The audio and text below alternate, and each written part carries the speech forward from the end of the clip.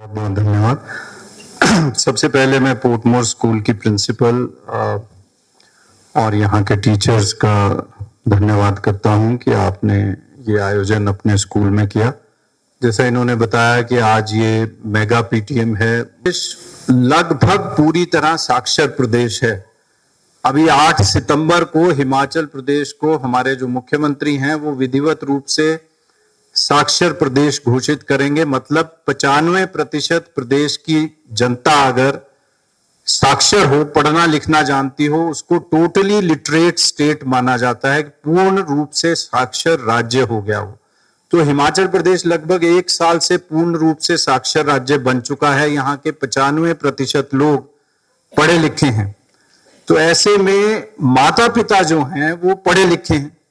जो मुश्किल है ये बच्चे रोज बरोज महसूस करते हैं, लेकिन जब बच्चा घर आता है तो आप कहते हो शर्मा जी के बच्चे के तो 90% नंबर आए, वर्मा जी के बच्चे के 95% आए। और गांव में रहने वाली माताएं तो नहीं मालूम होगा आज की +2 में आपको क्या पढ़ा, कितने नंबर आए। जैसे कि अस्पताल किसी को खाना लेके जाना है तो आपकी बेटी कहेगी कि मैं जाती हूं, या आपकी बेटी कहेगी मैं खाना बनाती हूं। कोई ज्यादा गुणी बच्चा है, बजाय ऐसे बच्चे के जो कहता है मुझे छोड़ दो, मुझे तो सिर्फ फोन पे रहना है या मुझे किताब पढ़नी है। बच्चों की स्थिति में अपने आप को डालने की कोशिश करें। और हम लोग जिनके खुद कभी 95% नंबर नहीं आए, वो बच्चों से उम्मीद करते हैं कि उनके 95% आए। बताओ ये कितनी ठीक बात है। जिन लोगों ने विज्ञान पढ़ा है वो जानते हैं कि इसमें जेनेटिक्स का बड़ा भारी रोल है। तो आप आपस में बातचीत करके उस पर जरूर कुछ कीजिए। हो सकते हैं, सारी चीजें हो सकती हैं। कुछ चीजें ऐसी हैं जो आपने कही और वो सरकार के स्तर पर करने वाली हैं। हर चीज का जवाब तो मैं यह नहीं दे सकता, लेकिन यह है कि हम भी उस पर विचार करेंगे। प्रोफेशंस बदल गए हैं। आप सब सुनते होंगे वर्क फ्रॉम होम। बहुत बड़ी बड़ी कंपनियों ने दफ्तर बंद कर दिए। वो कह रहे हैं कहीं से भी काम करो, कंप्यूटर पे बैठ जाओ, टेलीफोन पे बैठ जाओ, दुनिया में कहीं पे भी काम करो। सारा वर्क स्पेस बदल गया है। और आज केरल की नर्सें जो हैं वो दुनिया भर के अस्पतालों में सबसे अच्छी नर्स मानी जाती हैं, केरल प्रदेश की। हिमाचल के बच्चे भी कल को ऐसे हो सकते हैं। तो अगर आपकी बेटी ये कहे कि मुझे नर्स बनना है, डॉक्टर नहीं बनना, तो उसकी बात ध्यान से सुनो, क्योंकि नर्स को ज्यादा जल्दी नौकरी मिलती है। और बहुत से देश ऐसे हैं जहां नर्स की तनख्वाह डॉक्टर की तनख्वाह से ज्यादा होती, और नर्स के लिए मांग जो है वो डॉक्टर से ज्यादा है। अब सारे ही बच्चे कंप्यूटर इंजीनियर नहीं बन सकते। किसी को फिटर भी बनना पड़ेगा, किसी को मैकेनिक भी बनना पड़ेगा, किसी को इलेक्ट्रीशियन भी बनना पड़ेगा, किसी को पैरामेडिक भी बनना पड़ेगा। आज जो बड़े बड़े टेस्ट हम करवाने जाते हैं, सीटी, एमआरआई, पेट सीटी, उन तमाम मशीनों को चलाने वाले लोग डॉक्टर नहीं हैं, टेक्नीशियंस हैं, जो BSc medical technology, BSc radiology technology ऐसे कोर्स करते हैं। वो लोग हैं जिनको रखने के लिए अपने अस्पताल में आज प्राइवेट सेक्टर इतने पैसे देता है, जो अगर उनको डॉक्टर से भी ज्यादा देने पड़े तो वो तैयार हैं, क्योंकि जो टेक्निकल हैंड है उसकी मांग बहुत ज्यादा है दुनिया में, लेकिन उसको स्किल जानने वाले लोग कम है। तो दुनिया भर में बाजार के हिसाब से मांग बदलती है, सोच बदलती है। ऐसा नहीं है कोई भी काम छोटा या बड़ा होता है। तो जो बच्चे हैं उनको छोड़ दें, उनको अपना प्रोफेशन चुनने दें, उनको अपनी आजादी दें कि वो जो वो करना चाहते हैं वो करें, फिर वो अच्छा ही करेंगे, उसकी चिंता ना करें। अब दूसरी चीज, जो आखिरी बात है जो मैं आपसे कहना चाहता हूं आज के दिन, कि आप स्कूल के साथ ज्यादा जुड़े। अभी यहां इन्होंने कहा कि मैं नर्वस हूं और मैं अपनी बात पूरी तरह से ठीक से नहीं कह पा रही। वो बहुत बड़ी चीज इन्होंने कही कि हर बच्चे को अगर स्कूल में मंच पर जाने का मौका मिलेगा, किसी ना किसी कार्यक्रम में शामिल होने का मौका मिलेगा, तो वो अपने आप ही एक झिझक, एक डर, एक शर्म, एक शंका, एक अपने आप में जो एहसास है कि मैं ये नहीं कर सकती, वो खत्म हो जाएगा। और वो पता भी नहीं चलेगा किस समय खत्म हो गया।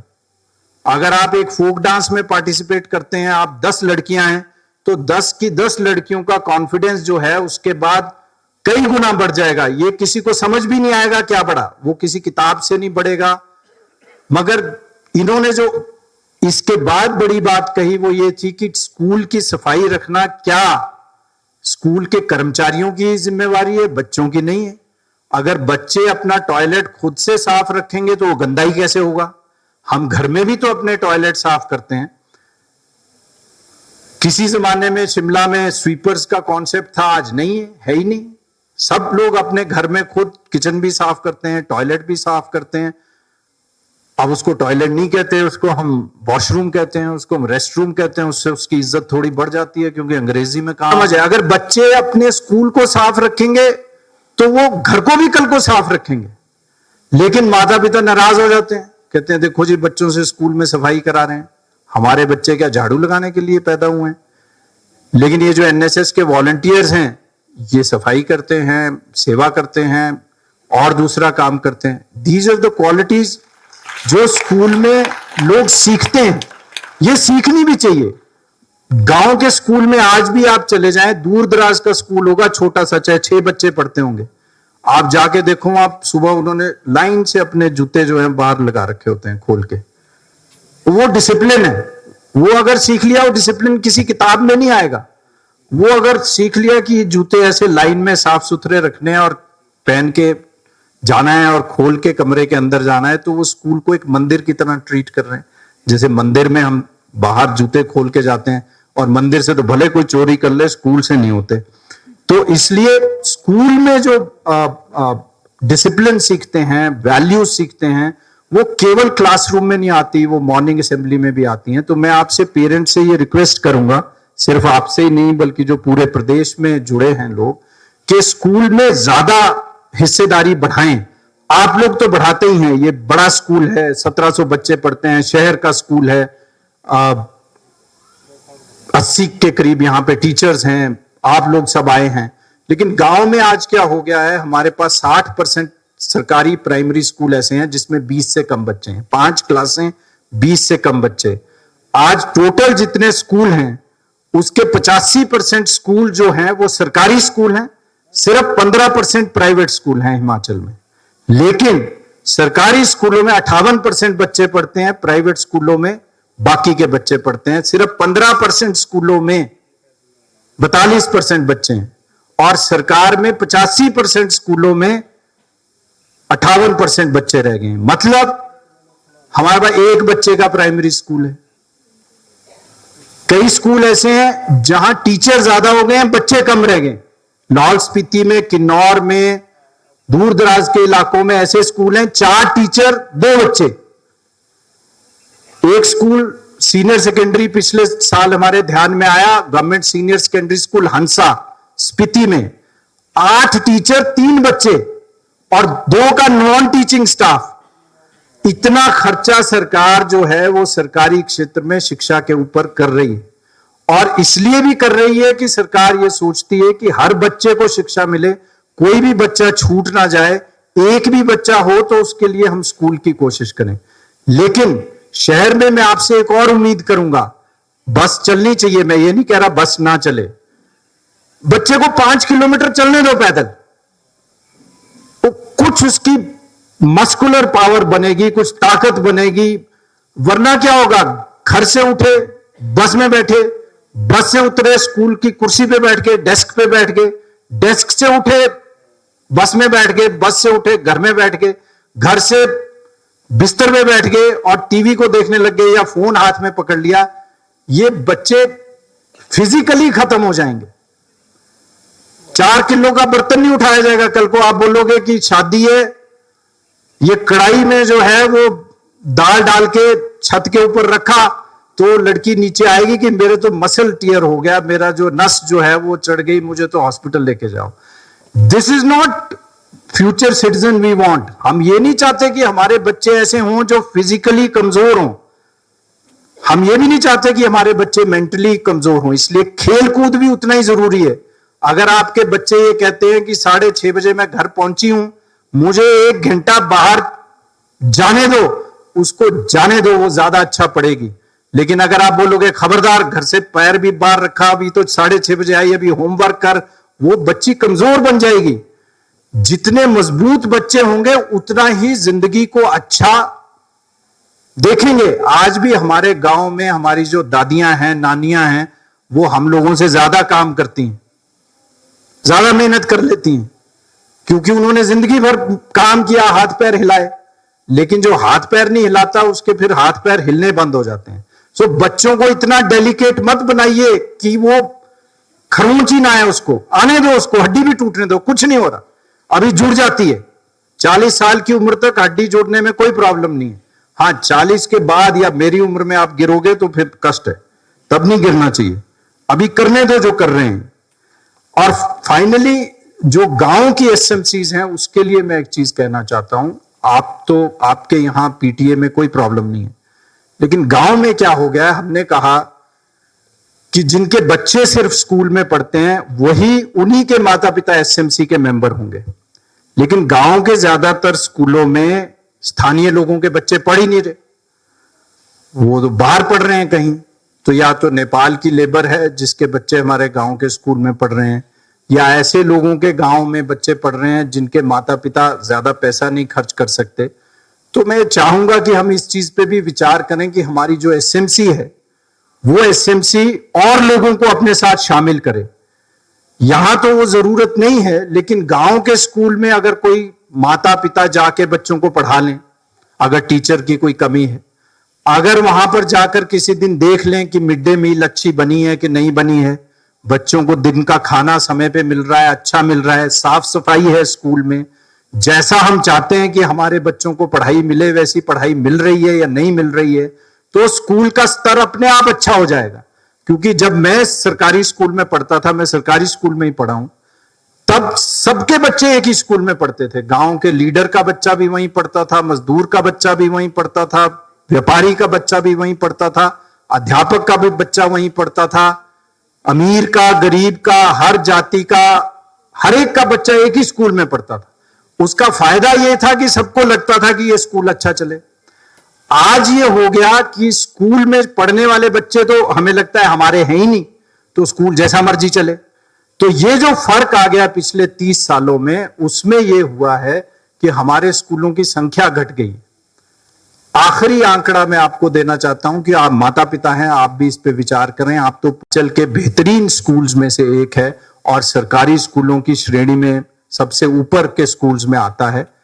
लेकिन गांव के जो स्कूल्स हैं उसमें क्या हो गया है, पहली क्लास में आज से 20 साल पहले, 22 साल पहले 2002-3 में 1,15,000 बच्चे भर्ती हुआ करते थे और उनके 90% बच्चे सरकारी स्कूल में भर्ती होते थे।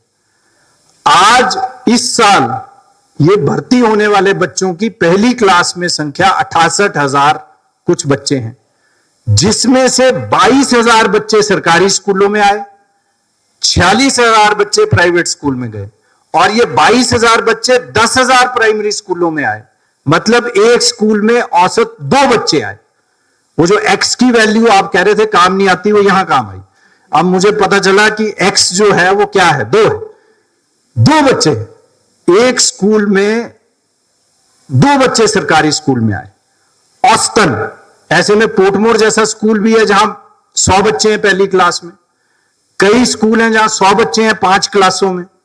तो बहुत से स्कूल ऐसे हैं, इसका अर्थ यह हुआ कि जहां पहली क्लास में कोई बच्चा नहीं गया सरकारी।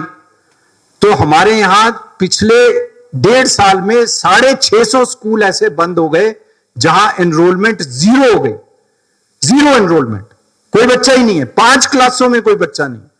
या स्कूल ऐसे मर्ज करने पड़ गए जहां 5 क्लासों में 2 बच्चे हैं और 2 टीचर हैं।